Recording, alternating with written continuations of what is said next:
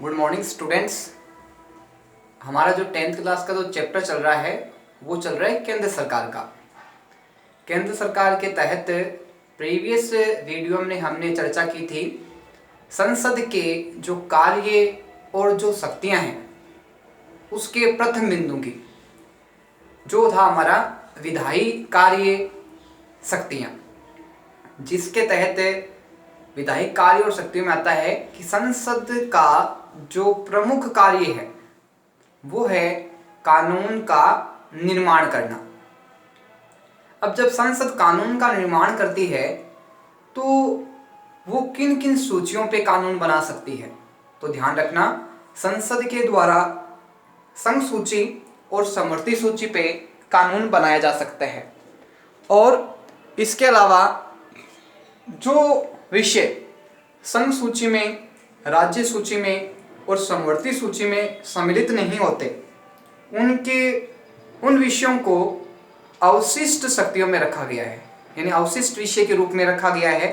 और इन पर जो कानून बनाने का जो अधिकार है वो संसद को दिया गया है। आज हम बात करेंगे संसद के जो कार्य और शक्तियां हैं उसके आगे के हमारे बिंदु की। तो आज का जो हमारा दूसरा बिंदु है संसद के कार्य और शक्तियों का, वो है संविधान संशोधन। हम देखते हैं कि समय के साथ साथ हर वस्तु में, हर स्थिति में परिवर्तन हो जाता है। ठीक उसी प्रकार क्या है कि संविधान में भी संशोधन देखने को मिलता है। भारत देश जब आजाद हुआ था और हम वर्तमान स्थिति की बात करें तो उस समय में क्या है, काफी कुछ परिवर्तन हो गया है। ये काफी कुछ परिवर्तन है, ये संविधान में देखा जा सकता है। तो हम वर्तमान समय की बात करें तो अब तक संविधान में 126 संशोधन हो चुके हैं। कितने संशोधन हो चुके हैं? संविधान में अब तक 126 संशोधन हो चुके हैं। अब बात करेंगे कि 126वां जो संविधान संशोधन है वो कौन सा है।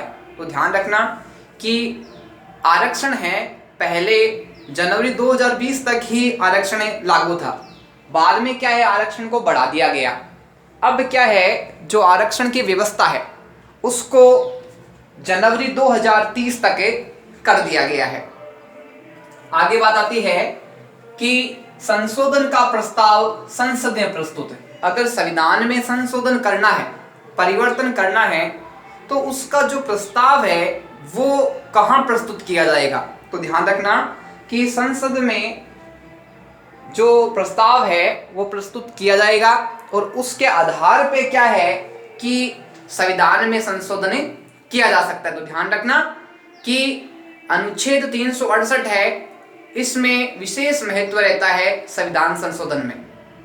आगे बात आती है लोकसभा व राज्यसभा दोनों संशोधन कार्य करती है। अब बात आती है संसद के जो सदन है, कौन कौन से? लोकसभा और राज्यसभा।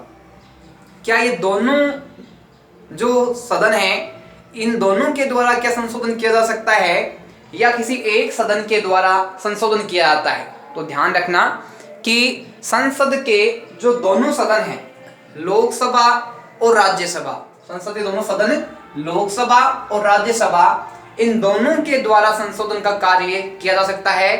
केवल एक सदन है वो संशोधन कार्य नहीं कर सकता, दोनों के द्वारा ही संशोधन कार्य को अंजाम दिया जाता है। आगे बात आती है संसद के दोनों सदनों के बहुमत से परिवर्तन। अब विशेष बात यहां ध्यान रखना कि संसद जो परिवर्तन करती है वो किस आधार पे करती है। तो ध्यान रखना कि संसद के जो सदन है उनका बहुमत मिलना आवश्यक है। अब बात आती है बहुमत किसे कहते हैं।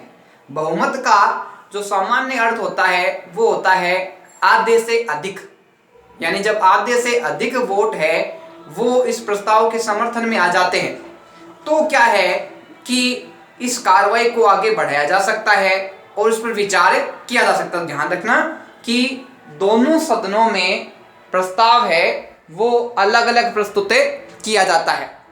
आगे बात आती है कि परिवर्तन के लिए 2/3 बहुमत आवश्यक है। अगर परिवर्तन करना है किसी संविधान के संशोधन में, संविधान के किसी अंग में, भाग में, तो उसमें क्या है कि 2/3 बहुमत दोनों सदनों का होना आवश्यक है। लोकसभा के द्वारा 2/3 बहुमत की आवश्यकता होती है, ठीक उसी प्रकार हम बात करें राज्यसभा से भी 2/3 बहुमत की आवश्यकता होती है। अब सबसे प्रमुख बात यह है कि 2/3 बहुमत है वो किसे कहते हैं। तो ध्यान रखना, वर्तमान समय में लोकसभा में 545 सीटें हैं। कितनी सीटें हैं लोकसभा में? वर्तमान समय में 545 सीटें हैं। उनमें से 2 आंग्ल भारतीय समुदाय की सीटें होती है। हम बात करते हैं अब 543 सीटों से हम 2/3 बहुमत कैसे निकालेंगे। तो ध्यान रखना, 543 का हम 3 में भाग दे देते हैं। किस में भाग देते हैं? 3 में। और 3 में भाग दिया तो हमें संख्या प्राप्त हुई 181। कितनी प्राप्त हुई? 583/3 जब हमने किया तो हमें इसका आंसर मिला 181। अब हम इसको 181 है उसको 2 से गुणा करेंगे। क्या करेंगे? 181 को हम 2 से गुणा करेंगे तो हमें संख्या प्राप्त होगी 362। अब क्या है कि लोकसभा में 2/3 बहुमत प्राप्त करने के लिए 362 सदस्य संख्या है, उनका समर्थन मिलना प्रमुखता आवश्यक है। जब 362 सदस्यों का जो है प्रमुखता समर्थन मिल जाता है तो उसे 2/3 बहुमत उस सदन से प्राप्त हो जाएगा। अब इसके साथ एक प्रमुख बात है कि जब दोनों सदनों ने इसको समर्थन दे दिया, 2/3 बहुमत प्राप्त हो गया, उसके बाद में उस प्रस्ताव को, उस सहमति को राष्ट्रपति के पास भेजा जाता है और राष्ट्रपति इस पे जब अनुमति देता है, अपने हस्ताक्षर कर देता है, तो वो प्रस्ताव है उसको मंजूरी मिल जाती है। आगे बात आती है वित्तीय शक्तियां। वित्तीय शक्तियां हैं ये आर्थिक रूप से संबंधित होती है, यानी केंद्र में और राज्य में जो भी आय व्यय किया जाता है वो प्रमुख रूप से क्या है कि वित्तीय स्थिति पर निर्भर करता है। अब बात आती है कि ये वित्तीय स्थिति क्या है और इस पर किसका नियंत्रण होता है, ये कब प्रमुखतः किस समय से संबंधित है, कौन इसका प्रमुख अध्यक्ष है, इसके बारे में विस्तार से चर्चा करेंगे, विस्तार से अध्ययन करेंगे। सबसे पहले बात आती है राष्ट्रीय वित्त पर संसद का पूर्ण नियंत्रण है। राष्ट्रीय वित्त यानी देश का जो वित्त विभाग है, आर्थिक विभाग है, उस पर किसका नियंत्रण प्रमुख रूप से होता है? तो ध्यान रखना, संसद का जो आर्थिक स्थिति है उस पर पूर्णतः नियंत्रण रहता है। उसकी देखरेख में ही समस्त कार्य है वो संपन्न किए जाते हैं।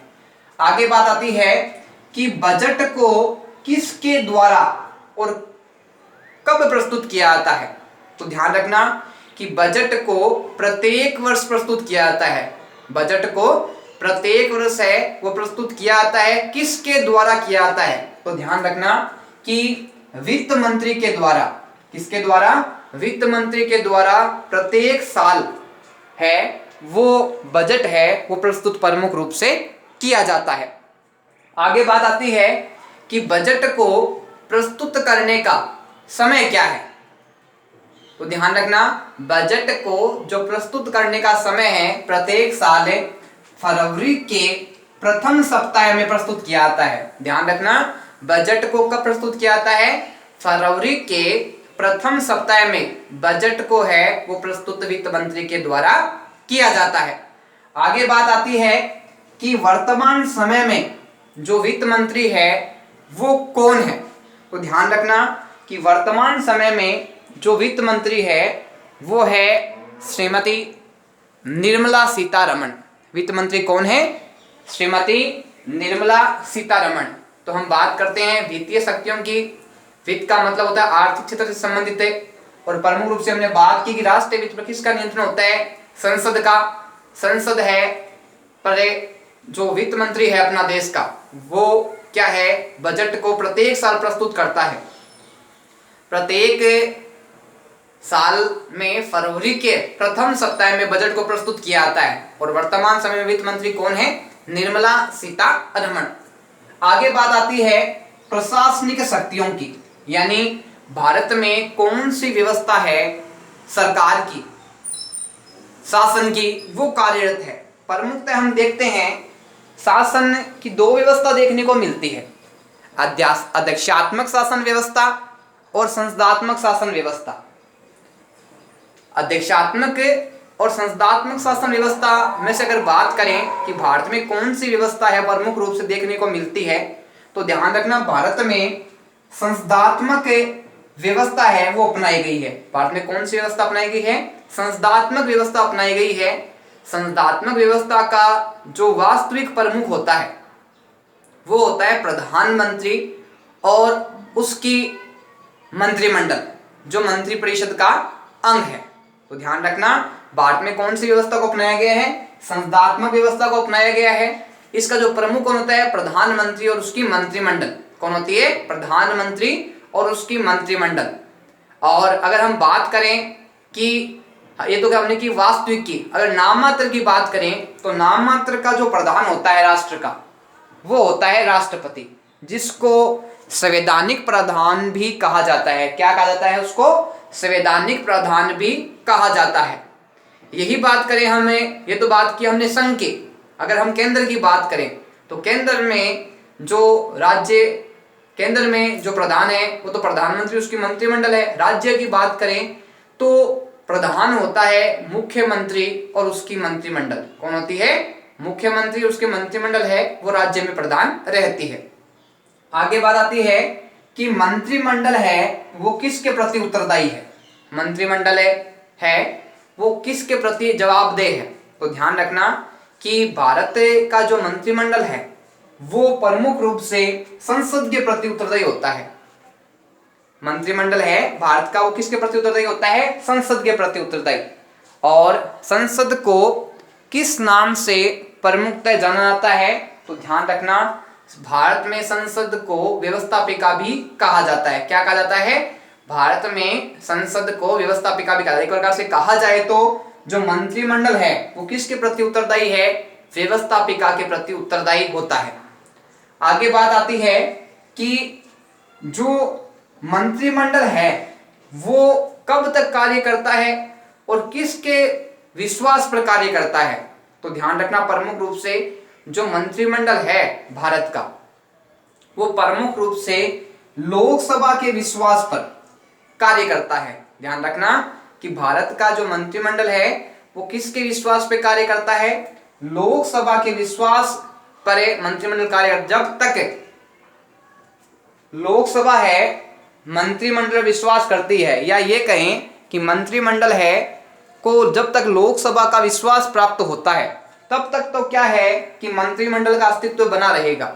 और विश्वास जैसे ही समाप्त हो जाता है तो मंत्रिमंडल भी क्या है? समाप्त हो जाता है और पदाधिकारियों को अपने त्याग पत्र देने होते हैं। आगे बात आती है संसद है वो कार्यपालिका पर नियंत्रण रखती है। संसद है वो किस पे नियंत्रण रखती है? कार्यपालिका पे। हमने अभी बात की थी कि संसद को क्या कहा जाता है? व्यवस्थापिका। व्यवस्थापिका है वो किस पे नियंत्रण रखती है? कार्यपालिका पे। अब बात आती है कि कार्यपालिका के नाममात्र के और वास्तविक प्रधान कौन होते हैं? तो नाममात्र प्रधान तो होते हैं राष्ट्रपति। कार्यपालिका के नाममात्र प्रधान कौन होते हैं? राष्ट्रपति। और यही हम बात करें कि कार्यपालिका के वास्तविक प्रधान कौन होते हैं, तो प्रधानमंत्री और उसकी मंत्रिमंडल। कार्यपालिका के वास्तविक प्रधान कौन होते हैं? प्रधानमंत्री और उसकी मंत्रिमंडल है। तो ध्यान रखना कि जो व्यवस्थापिका है, जो भारत की संघीय व्यवस्थापिका है, वो किस पर नियंत्रण रखती है? तो ध्यान रखना कार्यपालिका पर नियंत्रण रखती है। तो प्रशासनिक शक्तियों में प्रमुख बातें क्या आई? सबसे पहली बात आई कि भारत में कौन सी व्यवस्था अपनाई गई है? संसदात्मक शासन प्रणाली अपनाई गई है। आगे बात आई कि मंत्रिमंडल है वो किसके प्रति उत्तरदायी होती है? संसद के प्रति उत्तरदायी होती है, यानी व्यवस्थापिका के प्रति। आगे बात आई कि मंत्रिमंडल है किसके विश्वास पर कार्य करता है? जब तक लोकसभा का विश्वास प्राप्त होता है तब तक वो कार्य करता है। और अंतिम बात आई कि संसद यानी जो व्यवस्थापिका है वो किस पर नियंत्रण रखती है? तो ध्यान रखना कि व्यवस्थापिका के द्वारा यानी संसद के द्वारा कार्यपालिका पर नियंत्रण रखने का प्रमुख कार्य किया जाता है।